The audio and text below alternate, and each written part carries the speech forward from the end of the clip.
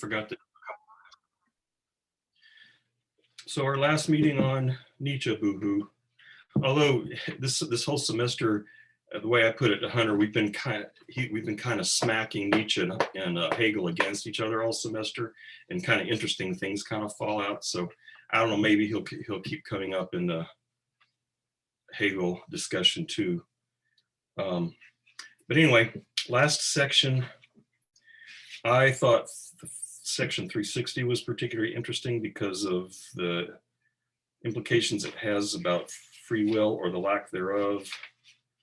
There was, what's this section? Section 370, what is romanticism? That I thought was super interesting. There was a lot, that's the one where he says, you know, you can divide the world into two people, those who suffer from superabundance of life and those who suffer from an impoverishment of life. I don't know if you guys are like this, but sometimes when I read Nietzsche, it's like, you know, like when you make the mistake of going online and reading stuff about symptoms of various kinds of diseases or symptoms of mental illness, and you're like, oh shit, I act just like that. Oh my God, I guess I'm one of those. And so sometimes when I read through this stuff, it's like, oh God, I'm that guy that he hates, you know, but then I read a little bit further, I'm like, oh, no, maybe I'm not. Maybe I'm the guy he likes. So anyway, I thought it was, yeah, 234 in the Cambridge edition. But anyway, that would be a place to start unless someone, I don't have anything that I feel super passionate about. Like we definitely need to absolutely do something. So one thing I was thinking of just in terms of identification with who he's talking about, you know, whether it's like, oh no, that's totally me. Oh God, Nietzsche would hate me. Or the opposite of, oh yeah, oh that is me, you know. Or there's also, so I experience both, and then also I'll experience the same thing with other people, where a lot of times he'll be describing someone like, oh, that is totally this person. That is this person. That's, yeah, I totally get it. I think what he's trying to do in a lot of ways, and why he's kind of contradicts himself also, is because I think he's trying to get everyone to have that full spectrum of reactions, because he writes,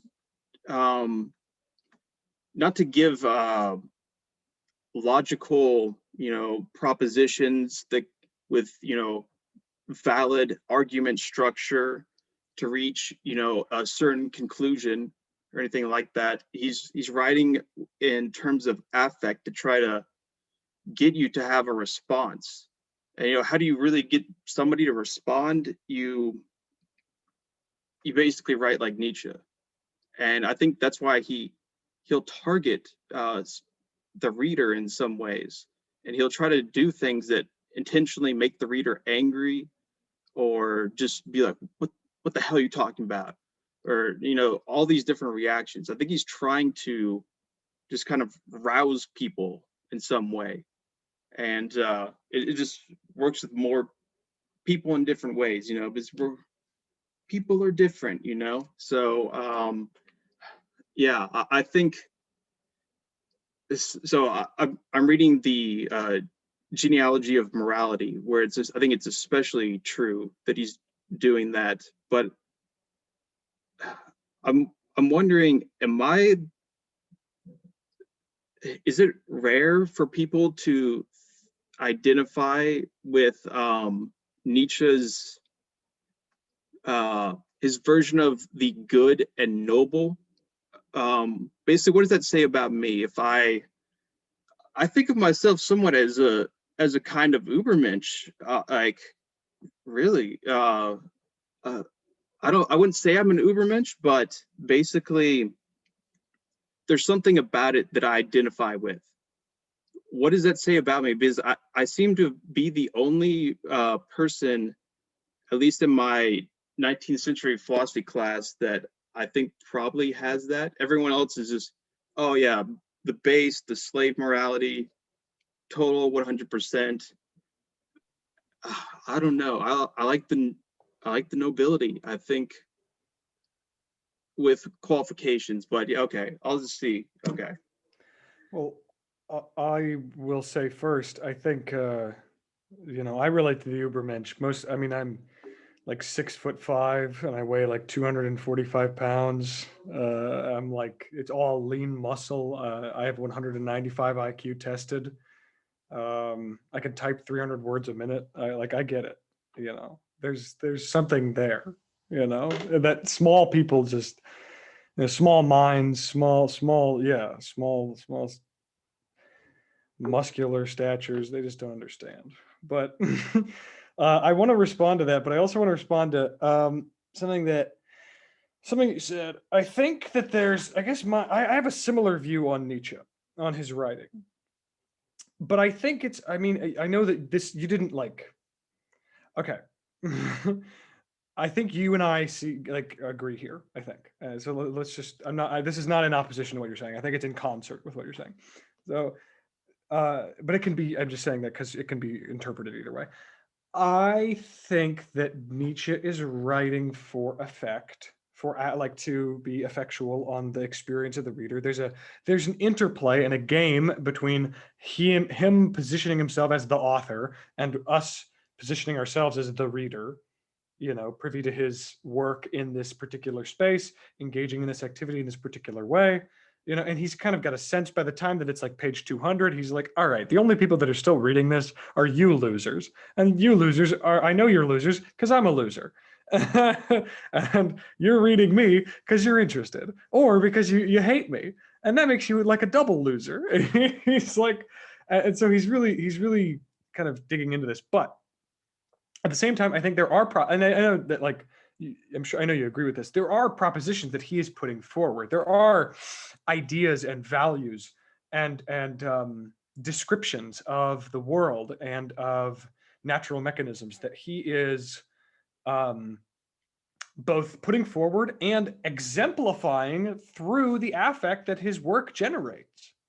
And this I wrote a bit about in that paper that I sent you about self-overcoming, in that part about self-overcoming. I think that that's kind of present, and if we talk about that too much, we're just going to get into section 363, the infamous 363, where he talks about sex, love, and gender, and but like Nevin and I have already hashed that one out back and forth. The thing I want to say is that, like, I think that the way that Nietzsche writes, it seems Hegel does this sort of thing in a totally different way, but Hegel does this sort of thing all the time. But there's a very good illustration of a time that he did it in a way that I think is very similar to kind of what Nietzsche is doing. So there's a line, I forget, I think it might be it's either phenomenology of spirit or philosophy of nature. But in it, there's a line where he says, okay, it's about phrenology. It's a section about phrenology. And it's not like the content necessarily of phrenology, but the phenomenon itself, as like, okay, well, why are we doing this? Like, what's kind of the basis for this? And I don't know what you're showing me, so you can put it down now. Chase, you can wait until it's your turn for show and tell. I'm just trying to make you feel bad. My point is, he has a point in phrenology where he says spirit is a bone, and it's like, what? Spirit is a bone? What do you mean? And we've talked about it before, I'm sure, that like it seems contradictory and absurd to say spirit is a bone, to compare the spectral, irreal quality of spirithood or spirit and its conceptual existence, its symbolic weight and meaning, to connect it to like link it so directly, so aggressively to dead, hard, inert bone matter. And he's saying, like, first off, that's kind of what phrenology is doing. Phrenology is saying that spirit is a bone, but also spirit is a bone. And he's like, all right, we're going to run with that. Let's see. And the way that I read it, and that I think like it is to be read based on like other things that he's wrote, is that like, to put it one way, spirit is a bone, which is like when I read the phrase spirit is a bone on my text, if I'm reading a piece of paper and it says spirit is a bone, and I read that just like that, I will go, no, it's not. A little bit. I'll be like, what do you mean? I mean, I want to trust you because I love you. And like, I bought your book or whatever. And like, I base my identity around being a fan of yours in my academic circles. So like, you got to mean something. You got to be meaning something secretive and so like that recoiling from something is what Hegel describes as like the minimal, like kind of the basic action of spirit. The basic action of spirit is recoiling. And this is where he justifies his concept of hysteria, or not hysteria proper, but like of a negative determination of consciousness. He doesn't call it hysteria, he's not like it, but his psychoanalysis calls it hysteria later. The basic move of spirit is to recoil. So when I see spirit as a bone, I recoil. And this ultimately culminates in what's like the ultimate thing to recoil from? What's like the absolute recoil would be from spirit itself, spirit recoiling from spirit itself. That would be his notion. But that is all kind of packed into this little spirit is a bone, which if you read it, it's like, what, I just shrug and I'm like, I can't like just tell somebody that and they're like, oh yeah, I totally get that. And so I think that sort of idea, but it's like it's an example of the idea being presented injected into the text. It's just this direct sort of playing with the reader and making the reader a living vessel of the idea rather than a direct recipient of an explanation of the idea, which I think really plays a big part in Nietzsche, especially this last section. I think everything about his Epicurean search for knowledge and like you said, this two kinds of suffering thing, and like the failing to be understood. Every time that he talked about like the failure of understanding and change, it seemed like that. And then even like a orientation of artists, scholars and masters, like all this stuff. It just seemed, and being born posthumously, the one about being born posthumously, I mean, that I think he's in a little bit, he's kind of, that was just beautiful. I thought that was a really, really beautiful section. I thought that was like incredible and moving, but also it was like this sort of direct play out of like, this is kind of what's going to happen to me. Like I'm born posthumously in a way, or I might as well assume that I'm going to be born posthumously, because I don't want to end up like Schopenhauer. So yeah.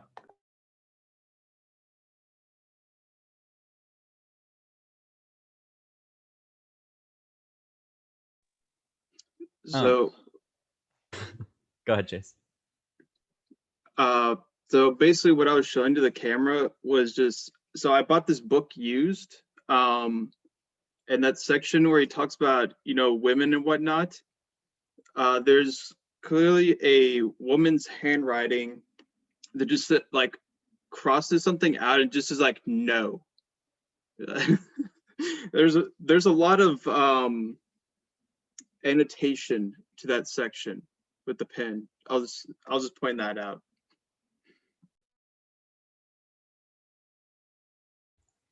I like that. I appreciate. I don't know. I like hate marking books myself, but I think I enjoy receiving a pre-marked book from other people because it's I get to look into their minds, whereas I want to keep my thoughs obscure and away from all of you, which is so obvious in how little I talk during these, and how often I fail to share my thoughts and views of things and interpretations with y'all. I was just going to pile on and say that I have had sort of exactly the same response that y'all are describing, although from I guess a slightly different angle. Where I was reading this section and I kept fluctuating back and forth between kind of wanting to rally to Nietzsche and be like, yes, this is what it means to be a philosopher. This is what we do, and then kind of stepping back and being like, oh my God, actually. So part of how I was approaching it was, so before sitting down and So basically, I listened to my book reader read this out to me. I think I've mentioned this a few times while I was cooking initially. But before that, I went to the grocery store, and for whatever reason, during my rounds about the grocery store, I started thinking about accelerationism, and so I had like a very political mindset when I was coming to read this section, because I'd been thinking about accelerationism, and kind of the question that I was finding myself asking is like, is Nietzsche producing any tools that I can actually use to aim towards my political goals, right? Which feels like a weird thing to say, because it seems to me like I'm so influenced by Nietzsche directly, and so influenced by him indirectly through the, these other people that I read that I really like, that were so influenced by Nietzsche. But I was actually, there were points in there where I was sitting there and just thinking like, I don't know, I think his project might just be so alien to me that to what I want to try and extract from the world, or what I want to achieve. But it was so funny how that was. I mean, I think I sit down and I think intellectually, and I that can't possibly be true, just because of how much use I make of him. But it just felt like there were these moments where he said things that were so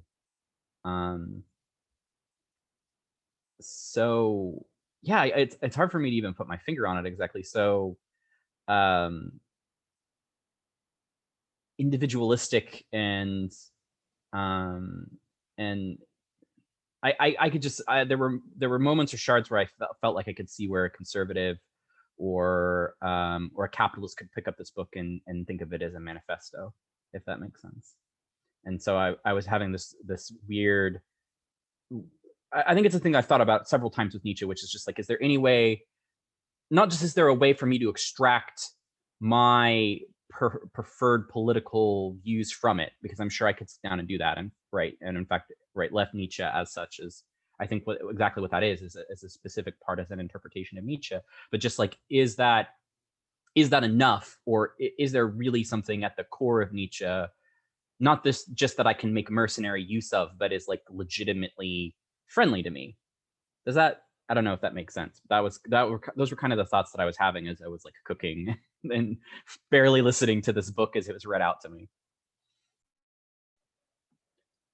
Yeah, I think there is, in the sense that, although I definitely agree with you that it can be taken up and put into all kinds of political agendas. I mean, history has shown that. I think, you can get, I mean, just look at the huge variety of people that have used Nietzsche, from Nazis to Foucault, I think that's pretty much the whole spectrum, just about.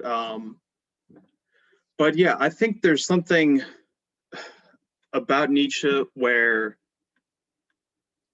you can really determine what's going on with certain rhetoric, kind of the aspect that Paul Ricoeur, however the fuck you say that, talked about with the hermeneutics of suspicion. That aspect of Nietzsche, I think, is one example of something that very much can be used to, so even the people, I would say, that use Nietzsche for a political agenda, I think Nietzsche could be used to figure out what is actually going on, what will actually animates Jordan Peterson to interpret Nietzsche the way he does. I think he can basically use that kind of method to really figure some stuff out that could further your own will, in a sense. I don't want to be too specific and get into nitty gritty, but I think that's the thing that probably jumps out at me. I think I could probably show a few specific things, but you could always show, I guess, counter things to a certain degree. And I think that's the thing is, he's operating on such a strange level, that's so, you can't usually accept the surface, the superficial meaning of what he says. It requires this kind of really complex contextualization of it. But it's that way that he's able to kind of give things that context. I think that aspect, we can use Nietzsche in ways that basically further our will. I'll just say that. Yeah. I guess like I get that, and like I definitely none of what I'm saying I think should indicate that I'm not interested in using Nietzsche. I will continue to use Nietzsche. At this point, Nietzsche has infected so much of my brain. I don't think I could stop. I don't think I could think otherwise, or not, at least without a significant effort. But I guess I'm thinking a little bit to some of the concerns that that Nevitt was mentioning earlier on, in terms of us like trying to read Nietzsche, honestly, and to an eye of making it as as coherent of an interpretation of him as possible. And I guess like the question that I'm kind of teetering on the edge of, and I was trying to think of what sections were making me think this. I was kind of thinking it was like 369, our coexistence, 370, what is romanticism. I was sort of like, and I think we incomprehensible ones. I think it was sort of in that section where this like doubt was starting to sort of like develop in my brain.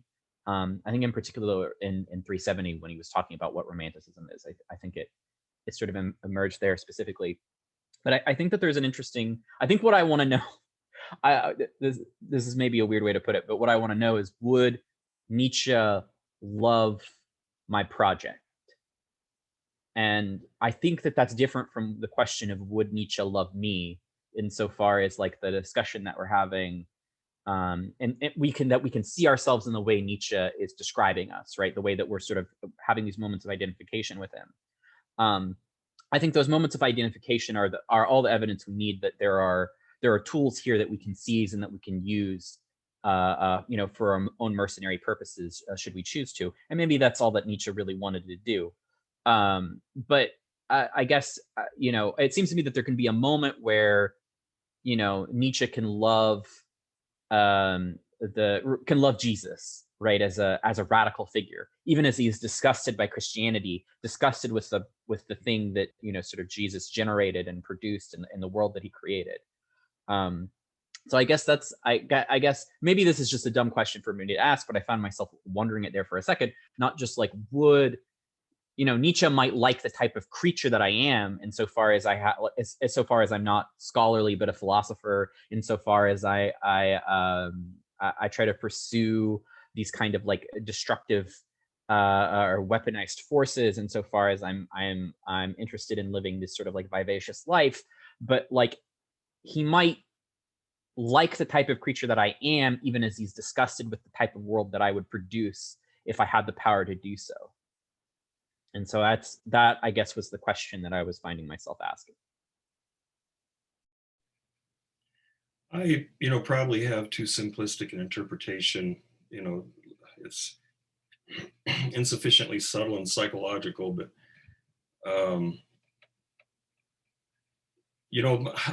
I am complete, I completely agree. There's a tremendous amount of ambiguity. At least in my case, and I don't know enough about psychoanalysis and Lacan and all that stuff to really know how to, how to bring that in. But so what do I want to say? What I do is I look at Nietzsche, and why do I think he's ambiguous? Well, there's several reasons. One is because the perspectival thing. There's that issue that complicates things a lot. There is also I was just looking up this passage in Beyond Good and Evil, this famous 260, where he talks about master and slave morality. And he says, there is a master morality and a slave morality. I will immediately add that in all higher and more mixed cultures, attempts to negotiate between these moralities also appear. Although more frequently the two are confused and there are mutual misunderstandings. In fact, you sometimes find them sharply juxtaposed inside the very same person, even within a single soul. And so, you know, the way I tend to read him is that he does think that there have been these types that you see, and I take him at his word, again, maybe naively, that he thinks, I mean, I don't know, I think it's not hard to read this in Nietzsche, that if you look at the bulk of his work, that he thinks these types probably did exist in more pure forms in the very ancient past, you know, ancient Greece and even earlier in other cultures. But that over these millennia, that's gotten very much mixed up. And so another complicating factor, in addition to this perspectival thing that complicates him for me, is that he thinks probably all of us are mixtures of all sorts of stuff now. And so, you know, one of the reasons I suspect that I read myself in different ways, at least it can not, you know, the way that, because of the way I interpret Nietzsche, it's an artifact of that, but it's because I have these different aspects to my soul, as he would say. And I find him addressing some in one place and others in another place. And I tend to think of myself as more herd animal than I am master. But on the other hand, sometimes when I read some of these passages about creative individuals and, you know, and being poorly adapted to the herd social structure and that kind of thing, like, well, God, that is me. And I just, you know, so a part of the complication there is that I think he thinks we are all mixtures. And so it's not at all easy. I think he would think it would be very superficial to say, oh, well, I'm all of this or I'm all of that.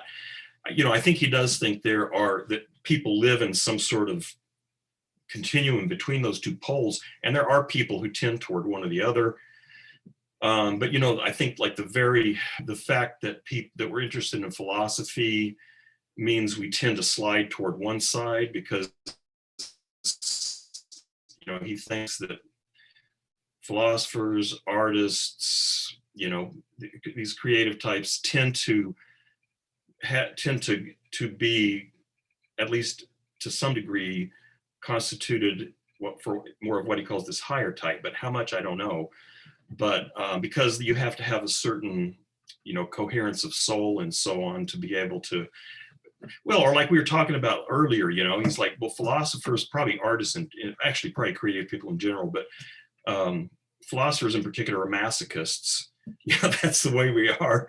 And part of it comes back, at least in my view, because of this internalization of aggression that creative people do. They chew on themselves, and they try to, you know, and the positive side of that is they try to create something interesting out of their own souls.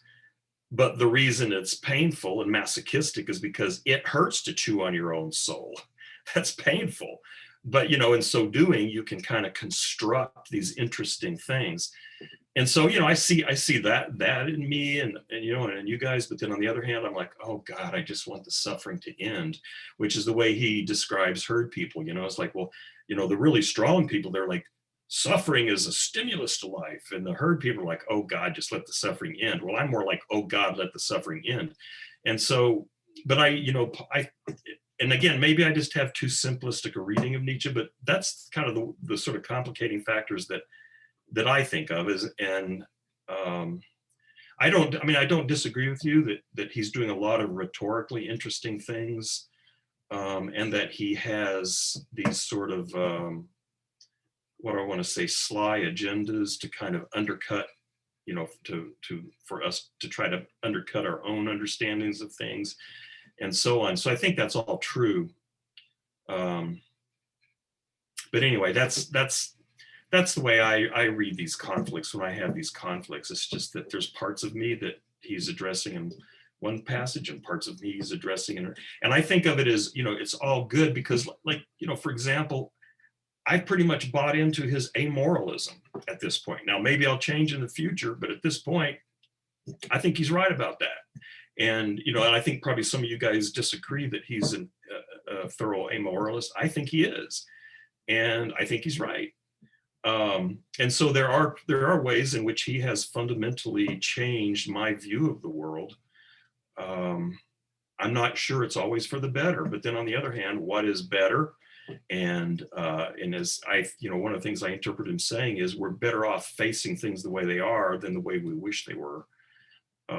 So anyway, I'm not sure what all that was for.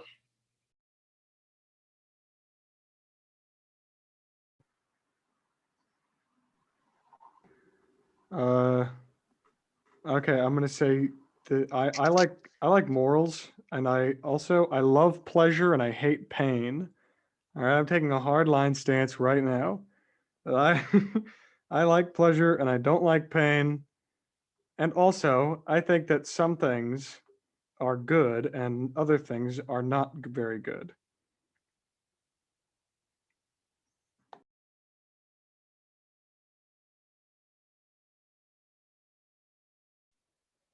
I like the last point you made. I I agree with that. Yeah, definitely. But that's the kind of the pathos of distance. That's the evaluative hierarchy that I think he's trying to go for, because he's saying that we work through perspectives, and those perspectives give an evaluation. That evaluation basically says, yeah, one thing is better than another, essentially. That seems to be what he's saying about that. It seems like even just from a kind of like a evolutionary biology perspective, that's probably pretty accurate, that something like that is going on, that I'm constantly thinking in terms of this is preferable to that. Like, what am I going to say next? There's something better that I could say than maybe this thing or that thing. What will I say? I don't know. But morals, I think, is something, though, that morals, what he doesn't like about morality with a capital M,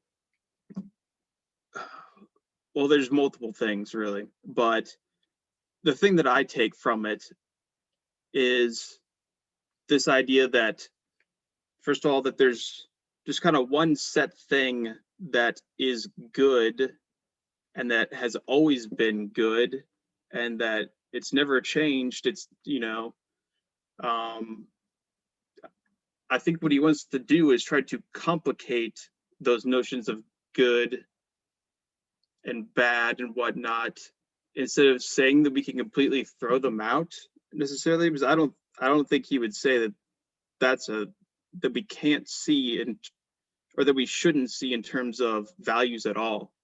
I think instead he wants us to understand that fundamentally life, reality, whatever, doesn't work along the lines that we cut in it, where we evaluate according to whatever that particular evaluation is.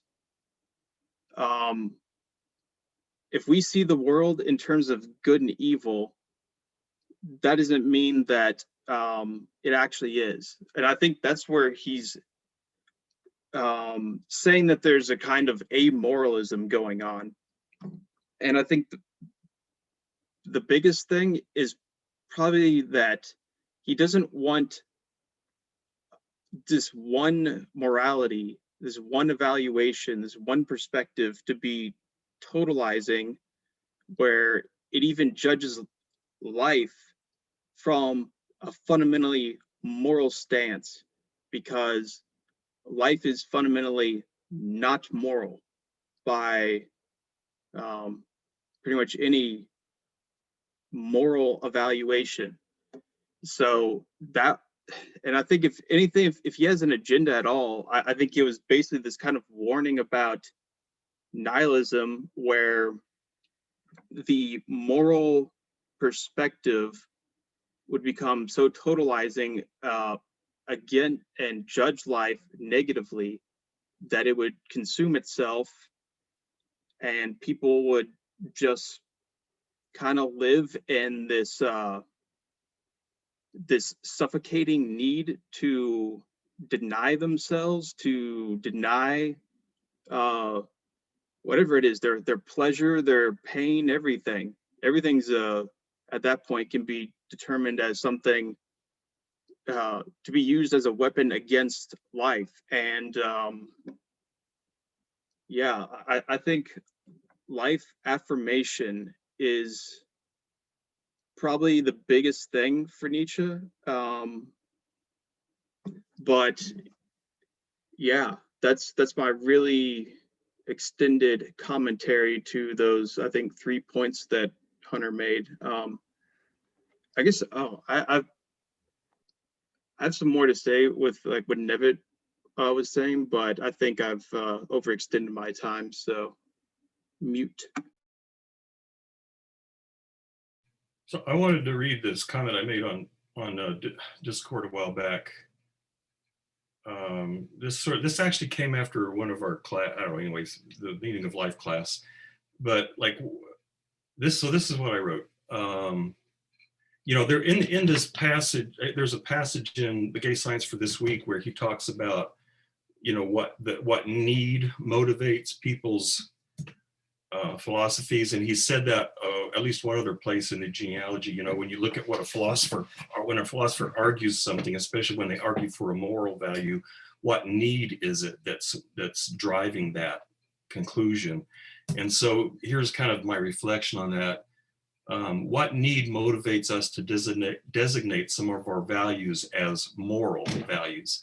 And so here's my proposal, what I think Nietzsche might say.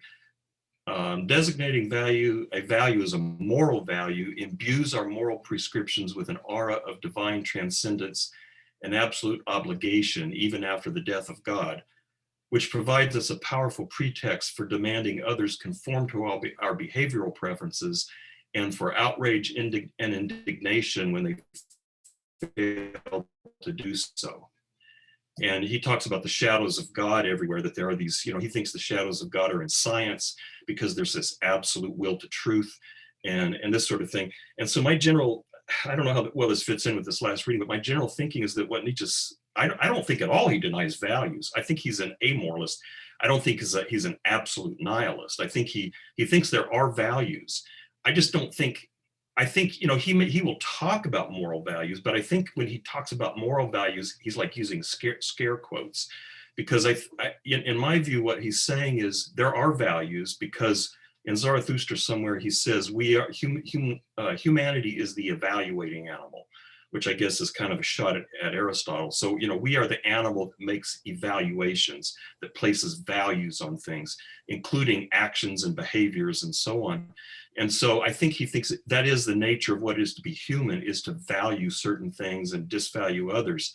And I don't think he thinks that's a bad thing. I think he thinks that's just part of what it means to be human.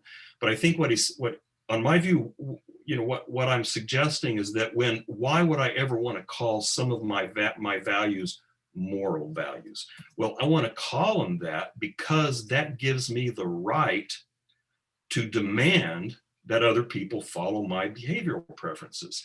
And it gives me that right because it imbues this set of behavioral standards with the kind of divine aura, again, you know, like that we're borrowing from the ancients.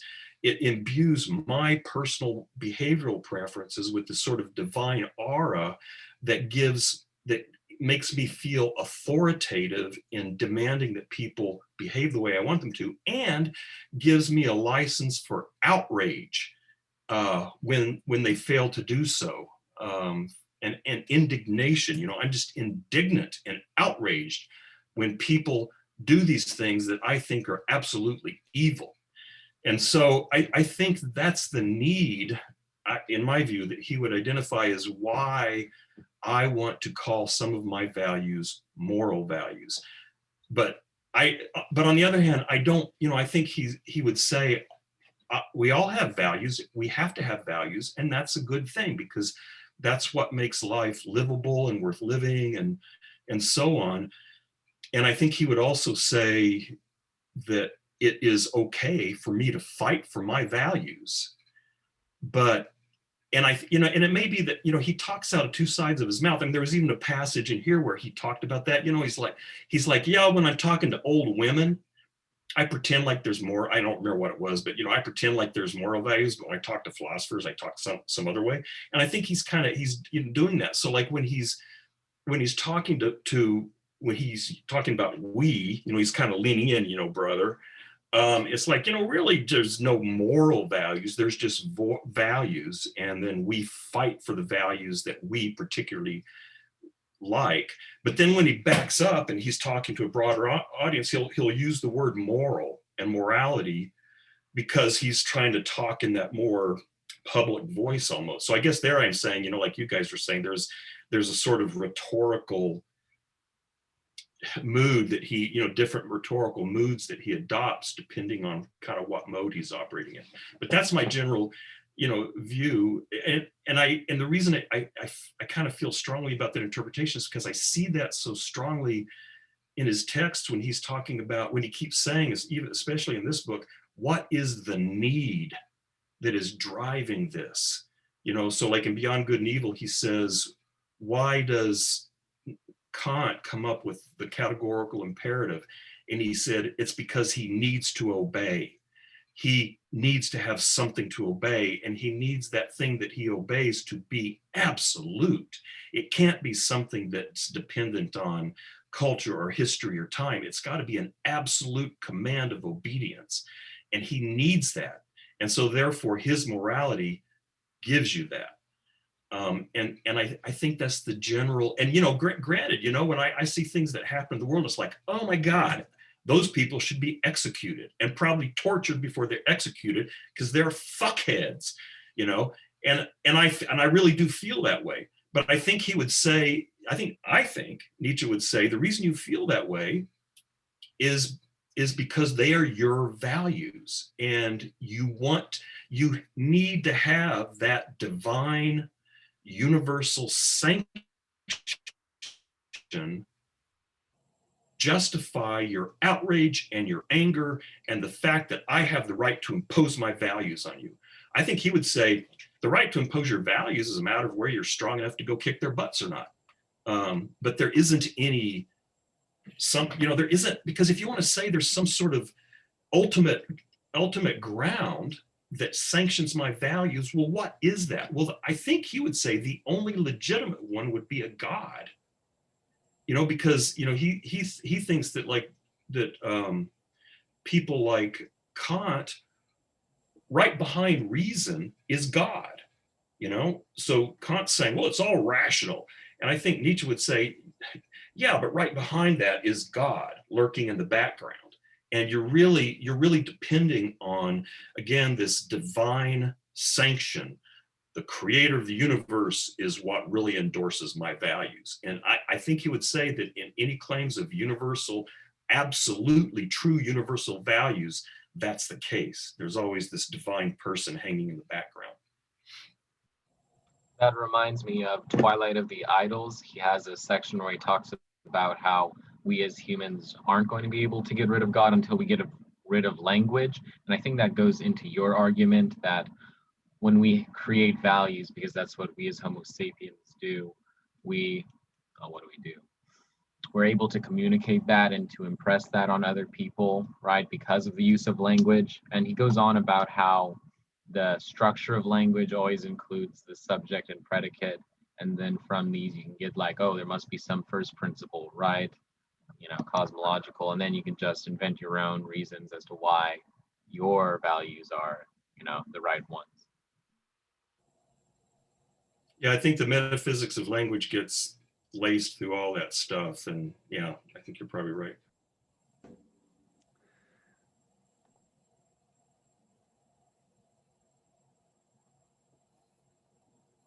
I was going to say a few things, but I don't know. In defense of morals, taking Hunter's side here, I want to say that there's I agree with Nietzsche. There's no transcendental ground for morals.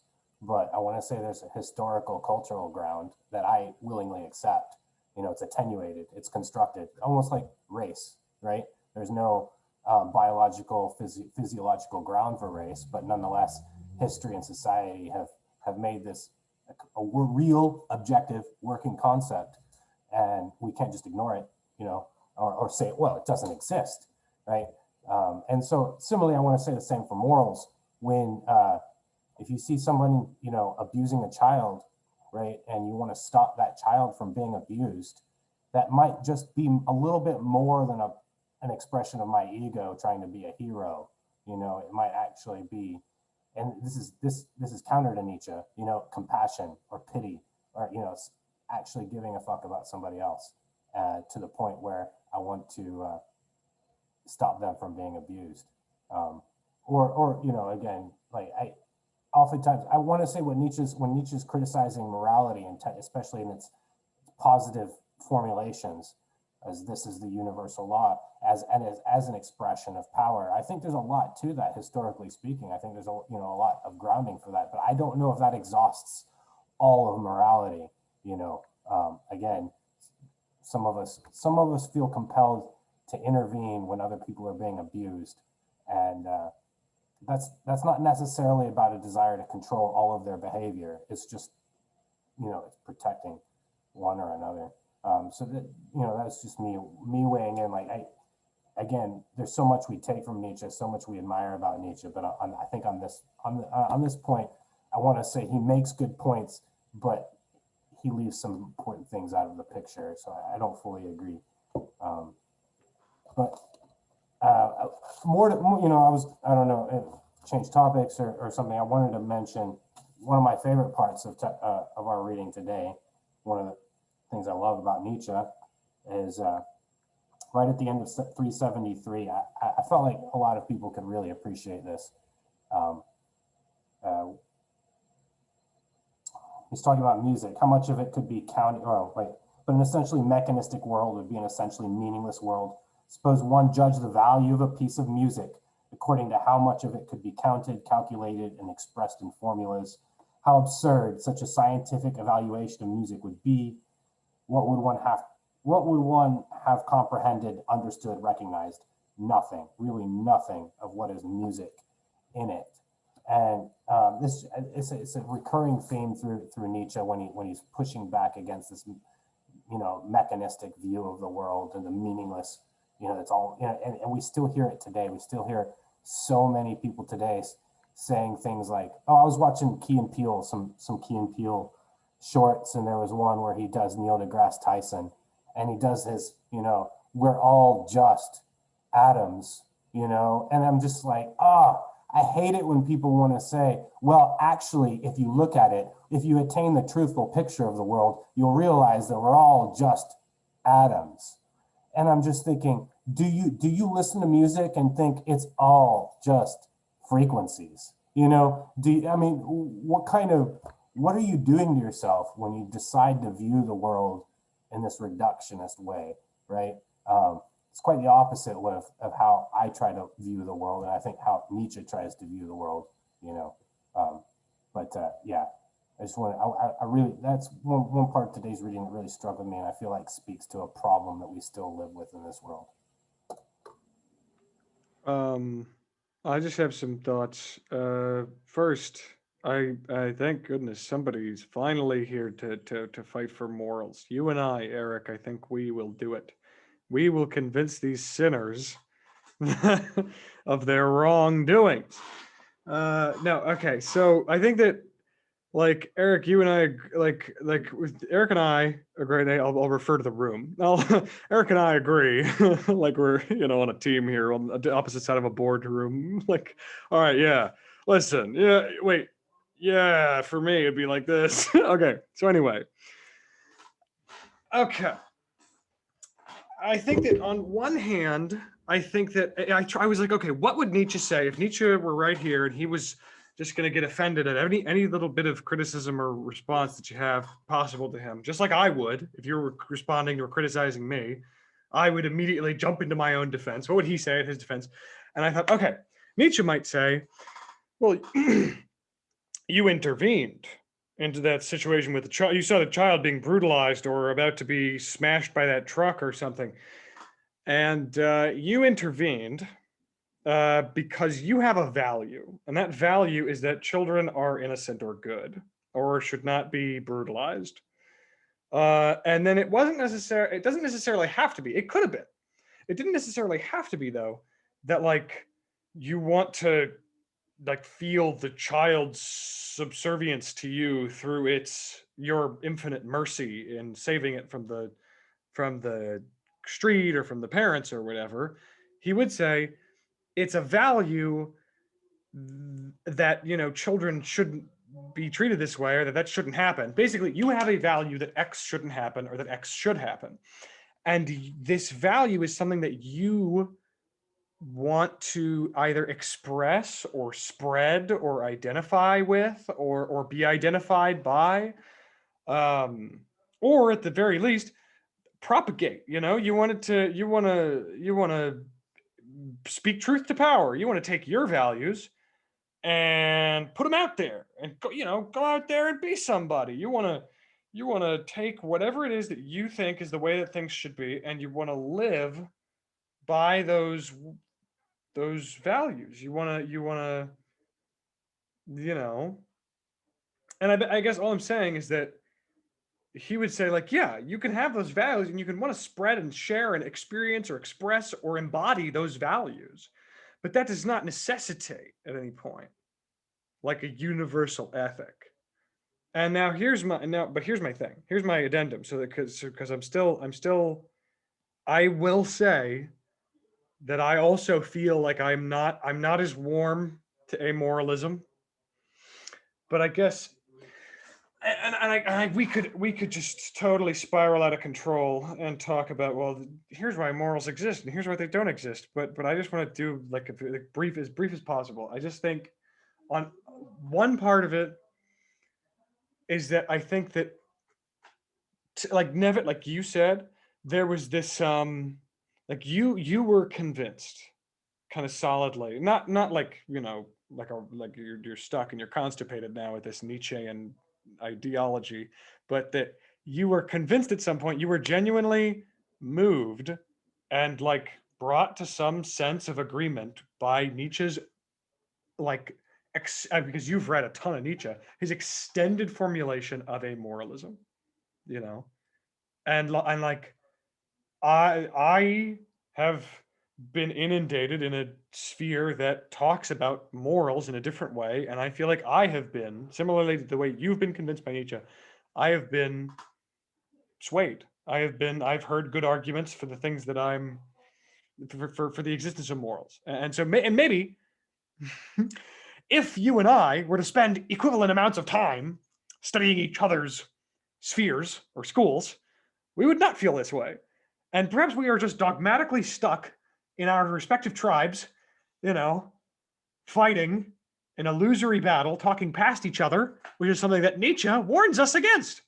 So perhaps we are all playing Nietzsche's game. Perhaps we are all fools in his grand 4D chess game. However, if I can play my part, yeah, okay, not war. Yes, you just think it's true. Yes, okay, and I'm with you there. I guess, like I get that. I'm just I'm interested in it, and I find a lot of there are many parts of it that I think are true. There are many parts, and in fact, like pretty much the whole body of the content of the theory of amoralism that I have been presented to by Nietzsche, I think is pretty much true, in the sense that I agree. There's no universal grounding moral. There's no universal standard by which to judge our actions or to bring about a guarantee of value or meaning. There is, at least from my perspective, it seems to me, and I'm trying to just put as many qualifiers and prefaces as possible so that I can have safe face. It seems to me like there is no universal ground for finding meaning, for understanding, for knowledge, for justification, for anything. There's no universal foothold. I mean, Chase, in response to yours, I think Nietzsche would, Chase is asked, is there a value to truth? I think Nietzsche says that there's an Epicurean value to truth, which is really sly. That works really well within his system, is that there's an Epicurean value to truth. And that it's like, yeah, it doesn't necessarily always have to be for the better, but I'm kind of doing this Epicurean search for knowledge, you know, and I'm doing my own thing. I'm trying to look at the waves that crash against the shore. You know, he's that which is actually, that's also a very beautiful section.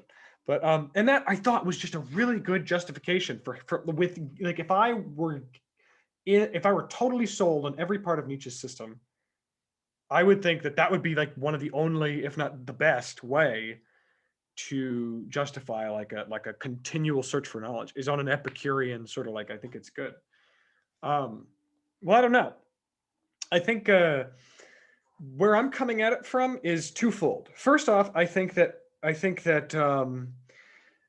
I believe in extending my awareness or my potential for concepts beyond values into a realm that we could call things like truths, things like morals, and I think that comes from, well, the impetus for it, I think, comes from Alain Badiou. Yeah, Alain Badiou wrote he wrote a lot about set theory, and he wrote this book called The Pantheon. Alain Badiou is this French mathematician and philosopher, and he's really cool. But he wrote that there is this confused sort of multiplicity of stuff going on, right? And this, the only reason I'm bringing this up is because it comes to mind when I think of the field of the will to power. In the field of will to power, for example, is one example of this, but he says, okay, well, we have this confused multitude in our mind of anything, of matter, space, unconscious affects, wills to power, whatever. You just have a big, wild, sensuous plenitude. Or maybe not sensuous, maybe some other kind of plenitude. You have this plenitude. He says, for a subject engaging in a social edifice, there is justifiable reason to fight against the confused multitude for the sake of an identity. But he's very careful. He's like, not like everything is getting subsumed up into identity, like into the big absolute knowing ball at the top. It's identity, for him at least, is not, and I think also for in the Hegelian frame, I think this fits very well within, and I know that Zizek is very antagonistic against Badiou, so I don't really know how I'm gonna, I don't know, but we'll see. I think identity for Badiou is not an oppressive, like, structure or like a universal thing, this universal, undeniable absolute. Identity for Badiou, at least, is progressive, and it's like a task. It's like an act. I don't know much about Badiou's opposition to Deleuze, but maybe it is pathetic. I know there are a lot of things that he says that I disagree with, so maybe Zizek is the one to give it to really. So the point is, I think that like identity is progressive and is this engaged act which blends or like coheres well with the idea that Hegelian negativity is a universality. Hegelian negativity is a universal feature of existence within the Hegelian frame. And an implication of Hegelian negativity is that the subject is always capable from I think it was of Kant's antinomies. Hegel talks about the difference between Kant's antinomies, the mathematical and the dynamic. I think that Hegel says that when you're thinking of one, the concept of oneness, you can either go with the mathematical or the dynamic. And Jackson and I actually talked about this relatively recently, but the mathematical sublime or the mathematical antinomy is, at least for what Hegel, for the purposes that he needs it, he phrases it as, you are never quite what you are. The thing is never quite what it is. It is. I am never quite what I am. I'm never quite.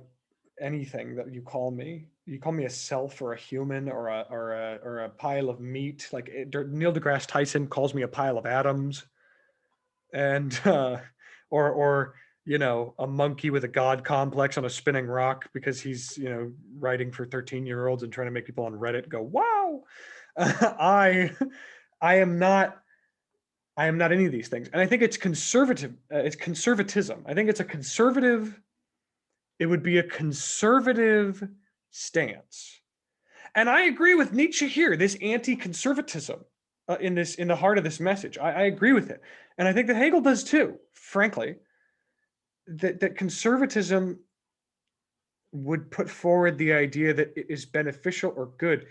It wants this, if we can look at conservatism almost as like a thing, like a let's say an ideology, an object with its, you know, whatever.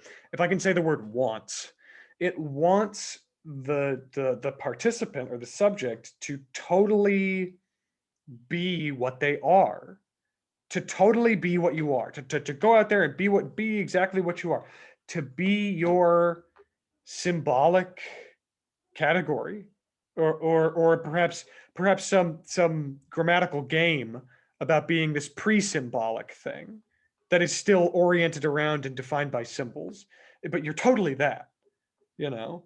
And the most banal example of this would be like Confucianism. Confucianism, especially in 2001, I read a book over there by this guy named Stephen Douglas called The Chinese Communist Party, and it was written in 2009. And I read it at the time because I was like, oh, I like China, I think. Well, let's see. And I was just like, let's learn about the lore. This was years ago. All right. This was years ago. I was kind of like, let's learn about the, you know, how do we get here?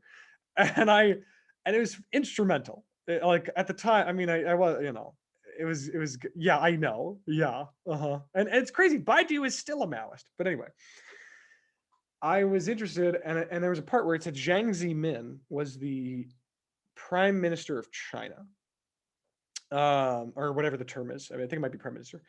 And 2001, and there was a referendum, a plenum, like a gathering of the Chinese Communist Party in 2001 for this like 21-point presentation by the cabinet of Jiang Zemin that was like, we are going to kind of reorient our project. And the project used to be from Mao.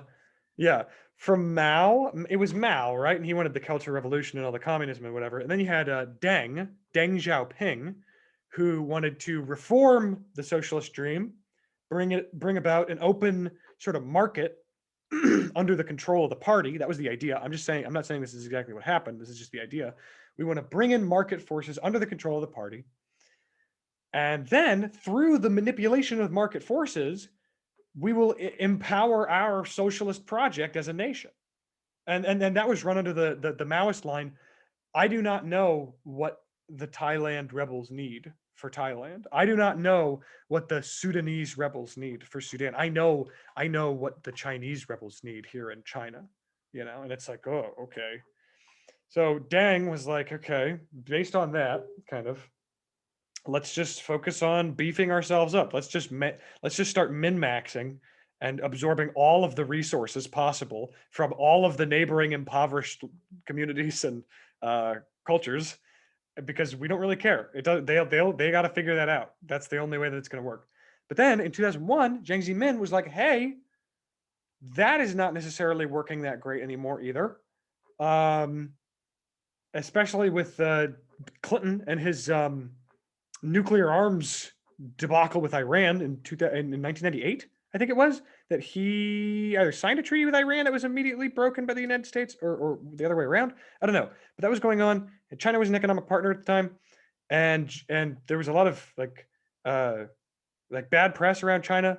And Jiang Zemin was like, okay, I got an idea. We got to reorient the society away from this like hardcore Marxism Leninism. And this plenum was like okay, the goal is not a socialist society marching towards communism anymore, okay? The goal is a harmonious society. The goal is a harmonious socialist society. And harmonious society was, it happened twice. Harmonious socialist society is the Confucian idea. He said it's more about Confucianism rather than like hardcore Leninism. And this was his way of just like pretty much motivating the entire party to vote on a series of economic changes that he was making to the infrastructure of China, which was like land development, reforestation in the desert in the west, moving funding away from the East Coast and towards the western sort of villages and impoverished communities closer to Nepal and stuff like that. This was just kind of his way of doing that. But the way he did it was by saying that he wanted China to become a I didn't know that the reforestation was a disaster, actually. I'd like to hear more about that if you, but the point is the Confucian society is based around like harmony, and this conservative idea of where it wants one to totally be their symbolic role. And you know, you ask somebody, okay, well, you ask Confucius, even you look into Confucianism, like what is a harmonious society? Well, the school teacher is a good school teacher, the father is a good father, the son is a good son, the mother's a good mother, you know. And it's like, yeah, that would be awesome. That would, I guess, that would, you know, from the first glance, it seems like, oh, that would be great. But then, like, if we are under the conception that, like, if we are already kind of bought into the ideology, yeah, I know. If we are, I'm saying that would be good from the perspective of somebody who's pretty much already bought into the ideology that Nietzsche is directly critiquing. If somebody has already pretty much bought into the idea that identities are stuck and like definitive kind of, you know, essential things, or like essential in the classical term of like what doesn't change, like, then yeah, everybody should just be their thing and do it well. Then we would all be happy. That'd be awesome. Oh my God. But then it would kind of end, at least if we can kind of like bring in Nietzsche and things like Hegel and Hegel's notion of the pervasive negativity that justifies all this stuff or explains all this stuff. We can see it more as like a matrix sort of thing, where it's like, I don't want that. I don't want to, I will not eat the goo, or no, I will not sleep in the goo. I will not live in the pod. I will not eat the bugs. You know, I will not get the chip. That creed on 4chan where they're like, I won't do it. You know, so my point is that there is something of like a progressive struggle to be had, in that there's a progressive struggle to be had in that search for what is ethical or what is moral. And I think that Nietzsche would generally agree, but I think that Nietzsche would say that, like, there has to be some level of self-deception. There has to be, we have to just all kind of collectively buy into a lie for a moment if we're going to make this work. And I think that Hegel would say that that's not necessarily true. That things are. I think Hegel's response to Nietzsche would be, "Have you ever been surprised before?" You know, in response to the idea that there's no such thing. It's universally true that there are no universal codes. You know, there are absolutely no universal codes or morals or ethics. Absolutely, it's kind of like the Obi-Wan versus Anakin thing, where Obi-Wan's like, only a Sith deals in absolutes. And then every time that happens, I'm always like, if I were Anakin, I would immediately say, isn't that an absolute? I got you. So, yeah.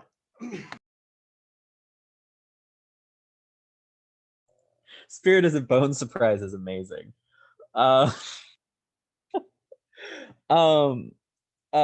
jump in there then and maybe just begin to respond to some of what Hunter just said. Although I do want to point out, I like Nevitt's comments in the chat about how a part of Nietzsche's point is that it's not that we don't have these values, but that these values are invented, right? And I thought that harmonized pretty well, to be fair, with the way that Hunter said. Apparently in the chat we're getting this confirmation said there, right? I mean, insofar as you were talking about maybe everyone sort of buying into a lie for a minute, it seems to me that that's what we're sort of saying there, is that maybe for a minute we're just allowing ourselves to imagine what it would mean for these things to be universal, rather than having the concrete view that they are universal.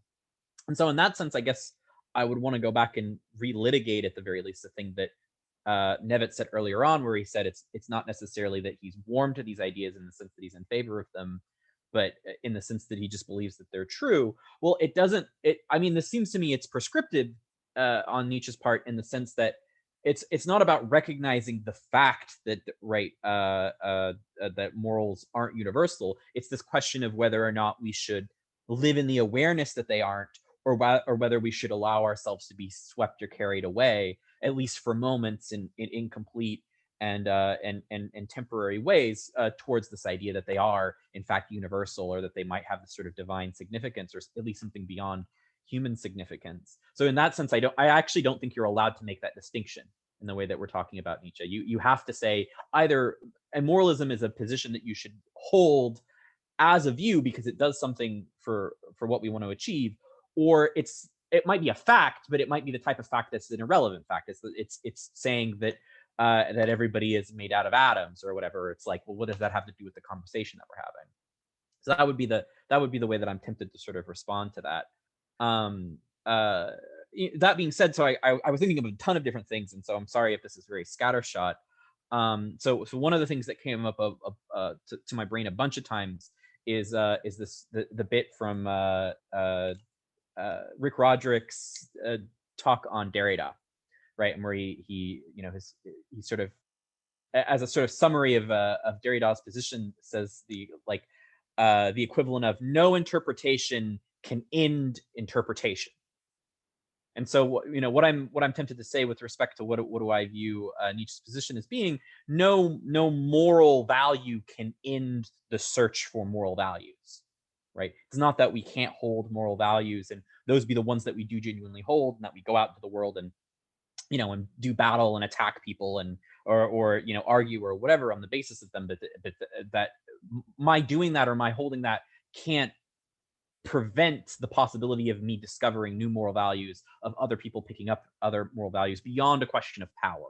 And I think that again, to maybe make that flow into the thing where I was asking about this distinction between an ethics versus a morality. So the way that I understand it in terms of how Foucault and Deleuze talk about it is that the difference between an ethics and a morality is that a morality asks, what should we do?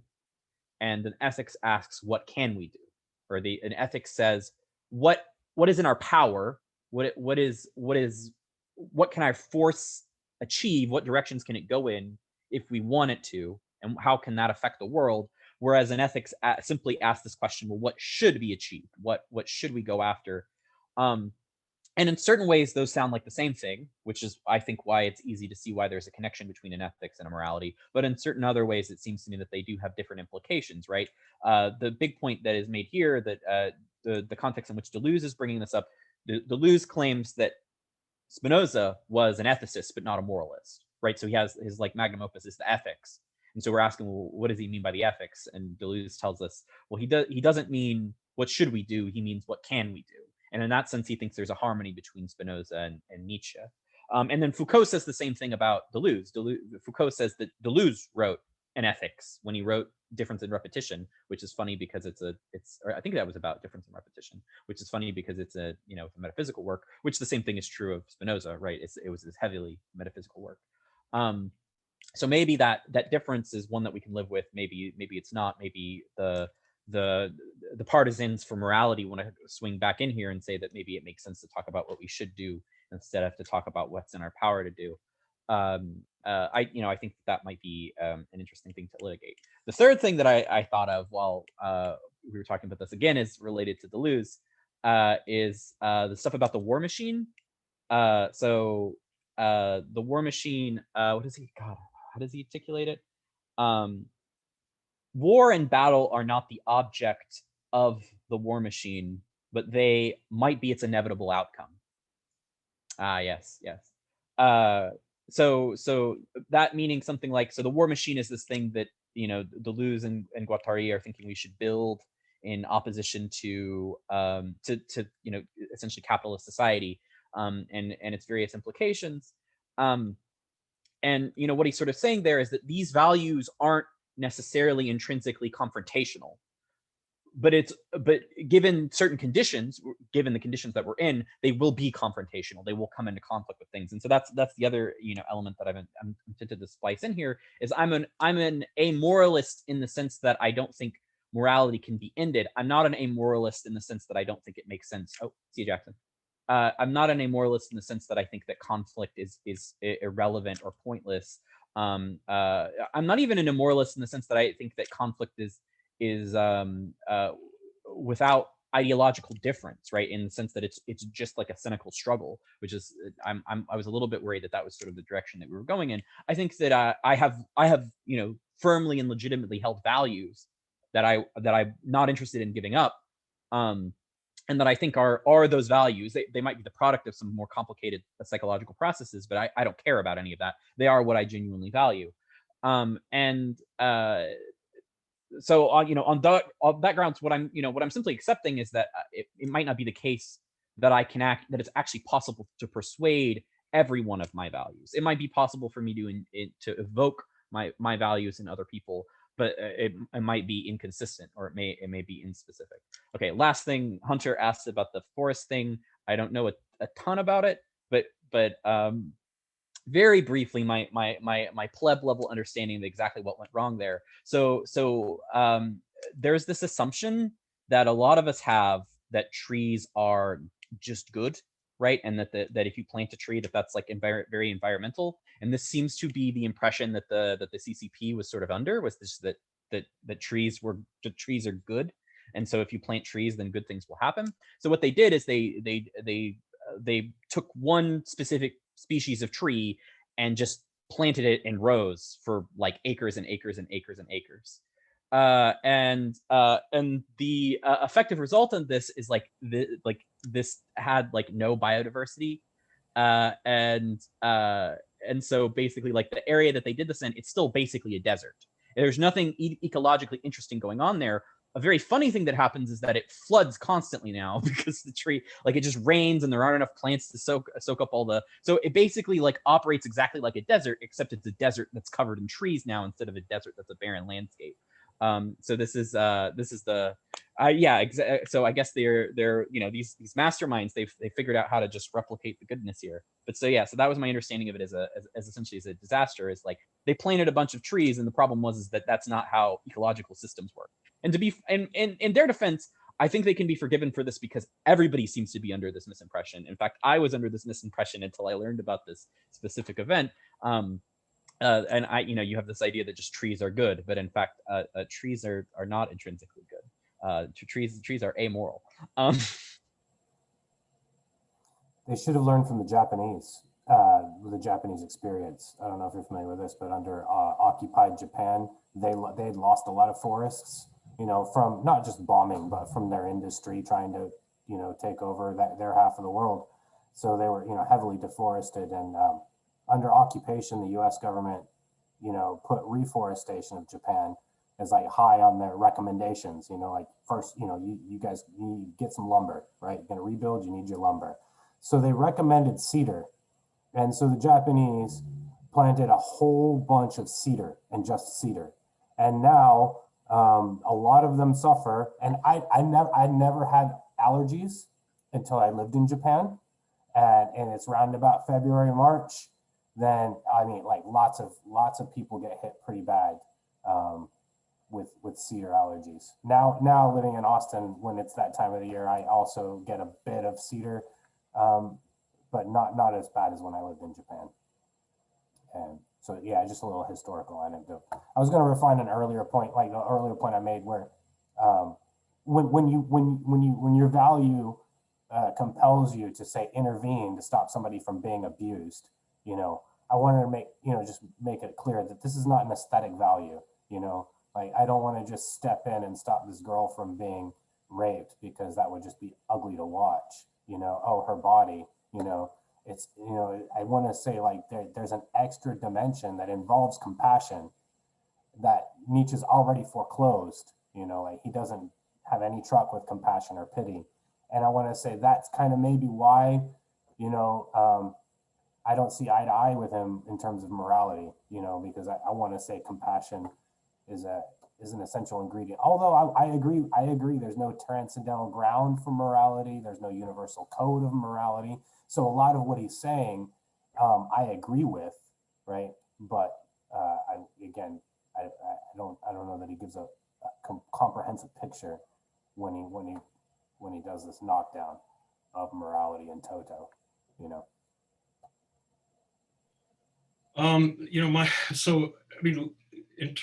I still don't think it's a universal value. I mean, personally, I'm kind of like, I was at Sean or someone, I have a set of values, and because I'm lazy and irresponsible, I don't really fight for them, but I'm willing to, vote for them and argue with people about them and so on. I'm just not claiming that they're moral values. So I think what distinguishes that moral values from other values is that moral values are values we feel like we can impose on other people. That's the basic deal. And so I think that's why I think for Nietzsche, morality is a euphemism for power.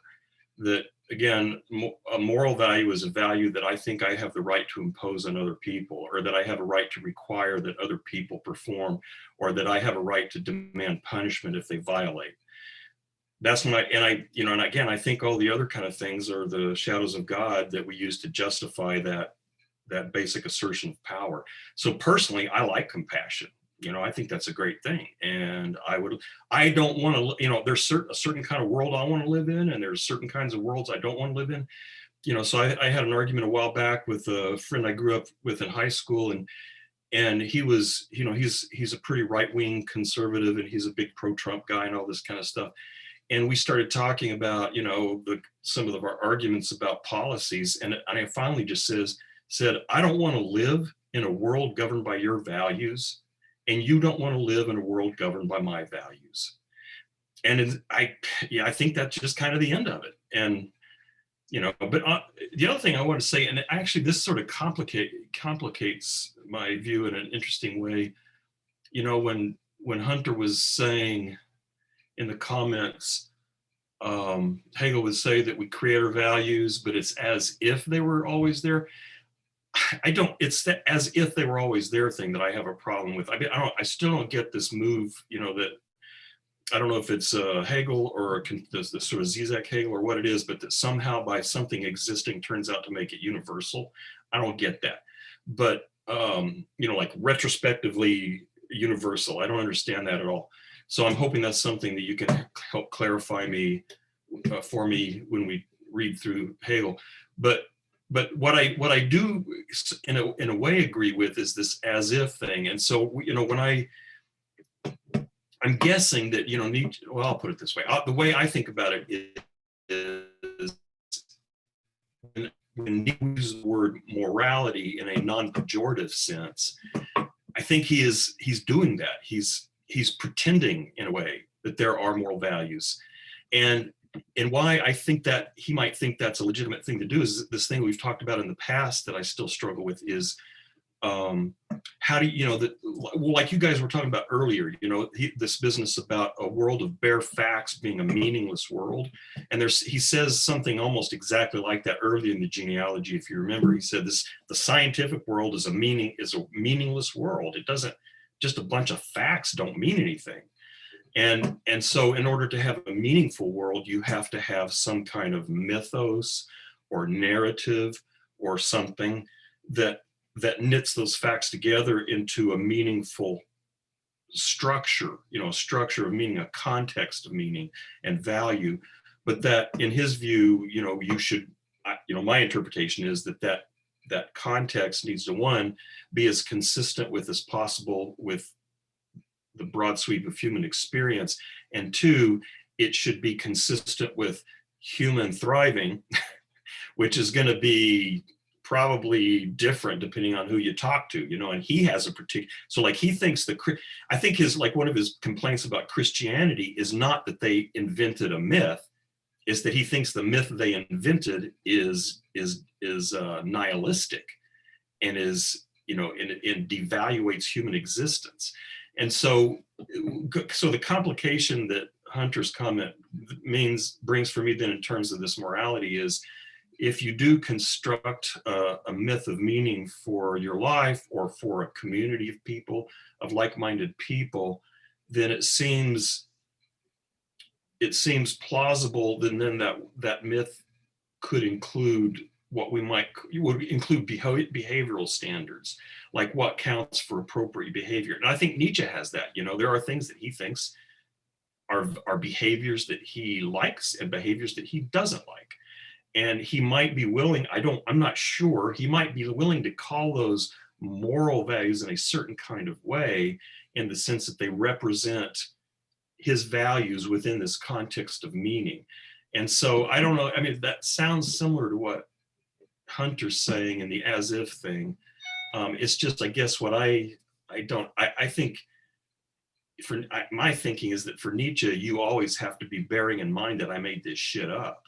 You know, that's part of the philosophical consciousness, is living with this kind of dual consciousness, that I made this shit up, and at the same time I'm living as if it was a kind of reality.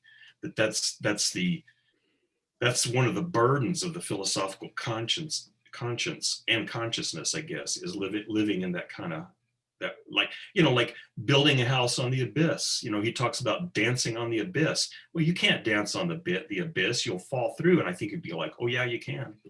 And that's exactly what I'm doing. I'm dancing on the abyss. I'm building a house on the abyss. And you have to realize, you know, it's like you have to be able to look down and go, oh my God, that abyss is still there, but I'm living in this house that I built. Yeah, I agree a lot with that assessment. I think that's what's really important is, so, okay. I think Hunter's thing about Hegel, that's kind of descriptively true to a certain extent, in the sense that usually the nomos, the law, these ideas of you know, the morality of custom, it always has to present itself as something absolute or eternal, or whatever word you want for it, as something that's more than just some willy-nilly kind of thing. It always has to present itself as that. And it was only till recently that people even acknowledged that humans made law, and not nature or God or something like that, which, you know, then brings basically a new kind of epic of history almost, in terms of now we're more aware of possibilities of change, because yeah, so I think now so before, cultures were relatively isolated and would relatively have less history to draw upon, so they could more easily see that, you know, their city was the city, and, you know, their god was the god of the city, and whatnot.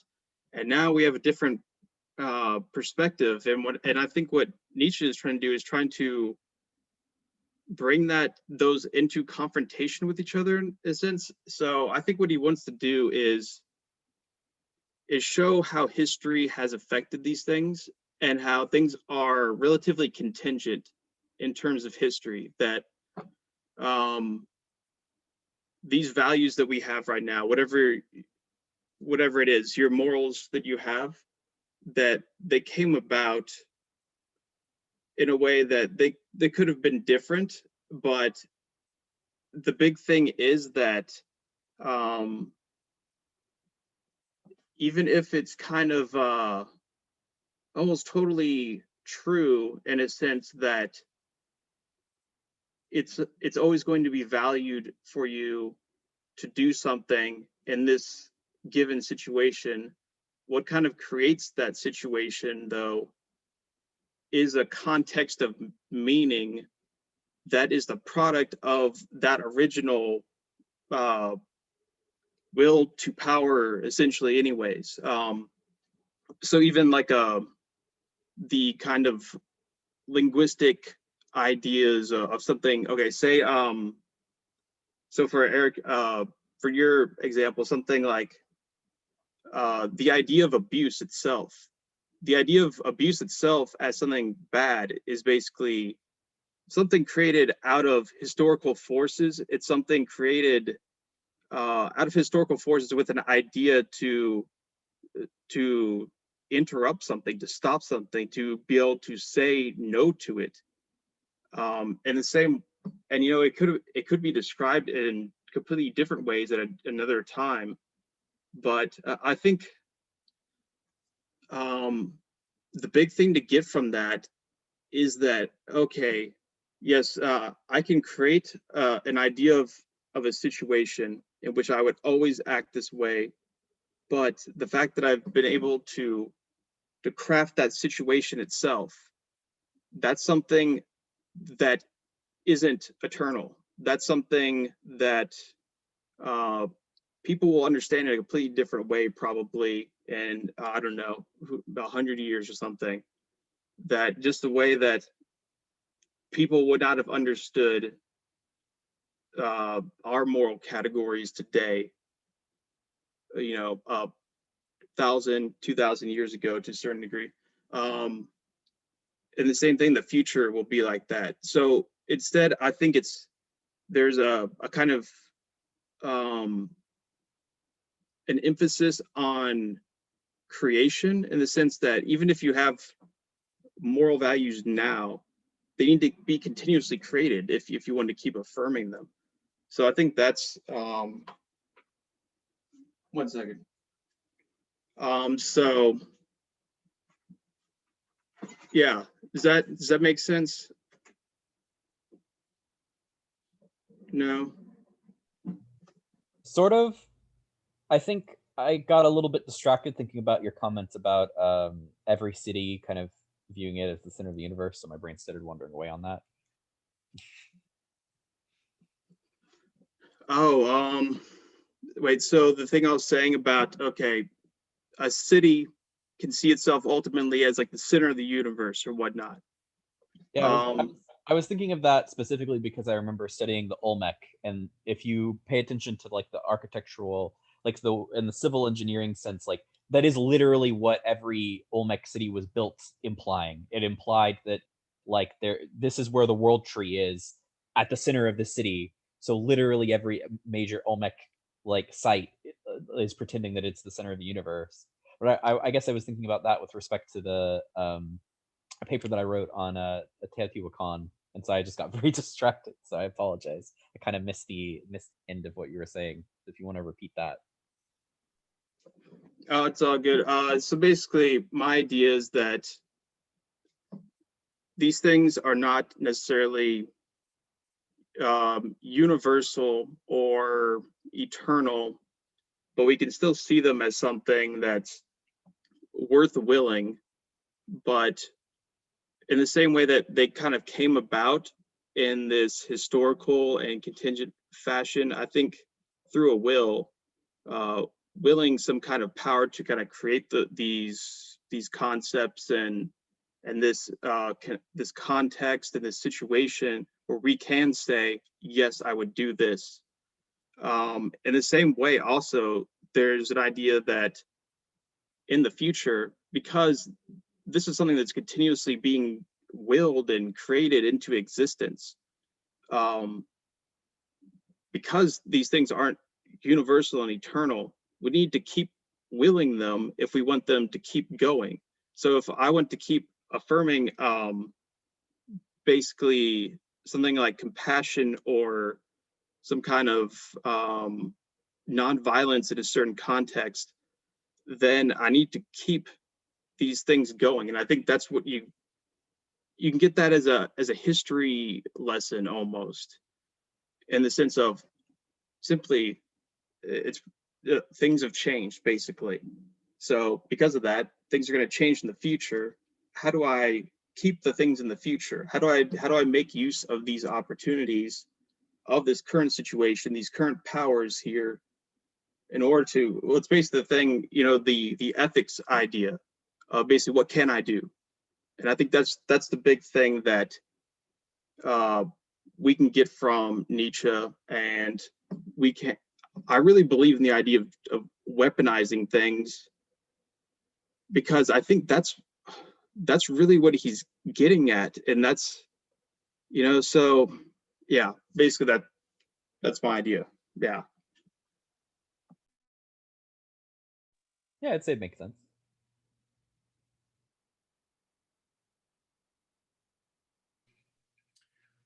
Well, do we want to call it a seminar? Call it a semester? Oh no, now it's gonna get all sentimental. No. No, I talked to Nevin about this recently. Yeah, let's bring it in.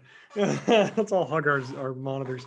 I talked to Nevin about this recently, and I was like, I want us to do this seminar and then end it, and then for none of us to see any of each other's faces for as long as possible, because I want us to come up to the Hegel thing in a couple weeks and be like fresh as a daisy, super jazzed for the material, rather than like, oh god, okay, back to Well, Chase proposed the May 21st, I think, which is the second to the last Friday.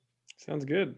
And so that I was assuming that would be what we do, and then I'll figure out a reading schedule for that mid-September ending date and send that out. So Hunter will not annoy you till at least the May 21st. So although I'm still going to annoy you the next couple of weeks because of class, but Yeah. I'm going to try to catch up on the Ulysses eventually. I'm just quite far behind, but I plan on trying to at least sometime in May. Yeah, well, it's May right now. Yeah. Getting pretty lonesome in there. Yeah, Hey, Travis, who's still kicking around there? No, we're having a great time. I'm just kidding. Okay. I would like to do this. I hope I can as well.